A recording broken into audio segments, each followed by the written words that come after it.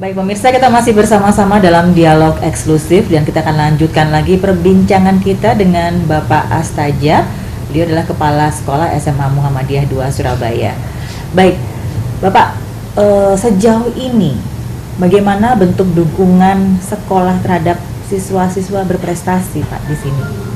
Jadi kami dalam rangka untuk memotivasi anak-anak supaya prestasinya semakin baik, itu juga kami memberikan beasiswa pada anak-anak yang punya prestasi. Jadi mulai di prestasi tingkat kota, kemudian provinsi, nasional maupun internasional. Jadi kita mengapresiasi tidak hanya dari sisi akademik, tapi juga non akademik.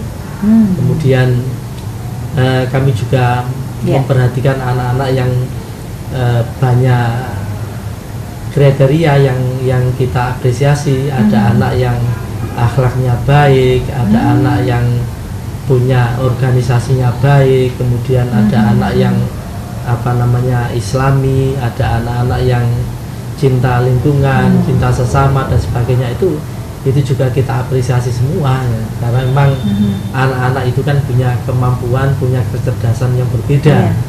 Jadi kami menyadari adanya kecerdasan majmuk itu. Jadi anak-anak yang memang ada yang punya kecerdasan di bidang akademik, ada yang non akademik, kemudian lain-lain ya. Jadi yang non akademik itu kan bisa dari organisasi dan sebagainya. Itu juga semua kita apresiasi dalam rangka untuk memotivasi anak-anak supaya belajarnya semakin meningkat. Seperti itu. Bentuknya dalam bentuk full beasiswa atau mungkin semacam ada penghargaan semacam piagam atau seperti apa, Pak? Jadi ada yang bentuk beasiswa, ada yang bentuk piagam, ada yang bentuk uang pembinaan dan lain-lain. Jadi tergantung kategori yang prestasi dari anak itu ya. Oke. Sejauh ini prestasi apa saja, Pak, yang sudah diraih oleh SMA Muhammadiyah 2 Surabaya? Jadi alhamdulillah dengan kita mewadahi dengan banyak ekstrakurikuler ini, prestasi yang diraih oleh anak-anak itu kan sangat banyak. Jadi setiap tahun itu bisa sampai 80, 90 lebih ya kejuaraan atau prestasi yang diraih oleh anak-anak, mulai dari tingkat kota sampai internasional.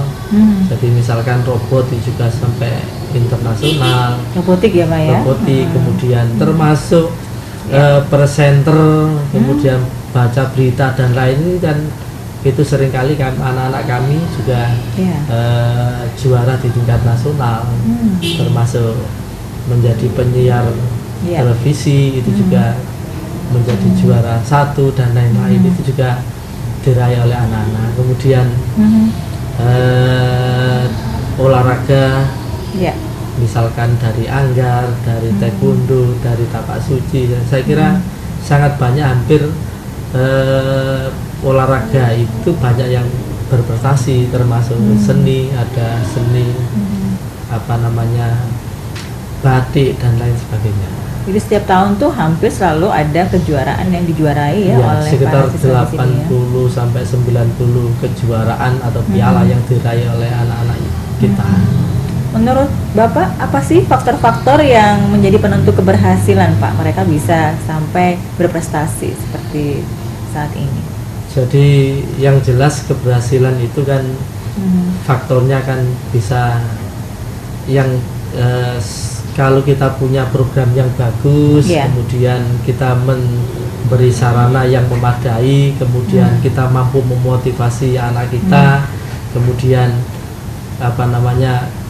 orang tua juga ada kepedulian terhadap putra putrinya. Saya yakin dari ada unsur sekolah, ada unsur siswa, kemudian ada unsur orang tua dan termasuk masyarakat atau lingkungan. Kalau semua itu bisa mendukung semua, termasuk sarana prasarana yang kita sediakan untuk anak-anak itu, kalau semuanya sudah ada, insya Allah untuk mengantarkan anak-anak menjadi anak-anak yang berprestasi saya kira mudah.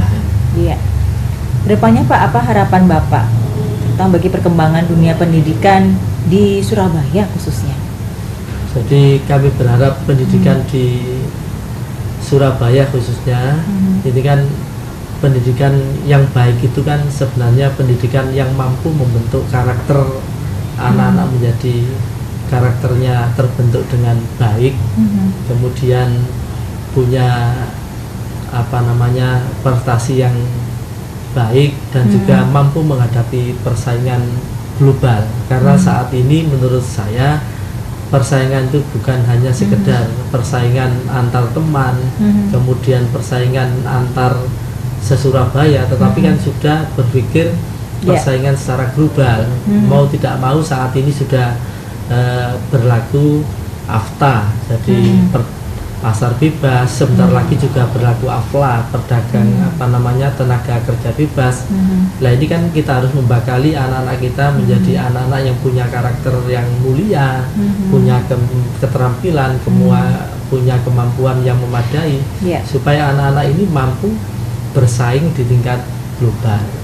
Nah kalau tidak, nanti kan anak-anak kita hanya menjadi penonton di negara kita sendiri kan gitu. Baik, terima kasih untuk informasi dan waktunya Pak Astajab. Dan demikian pemirsa dialog eksklusif untuk edisi kali ini. Saya Faria Mei, salam Surabaya TV.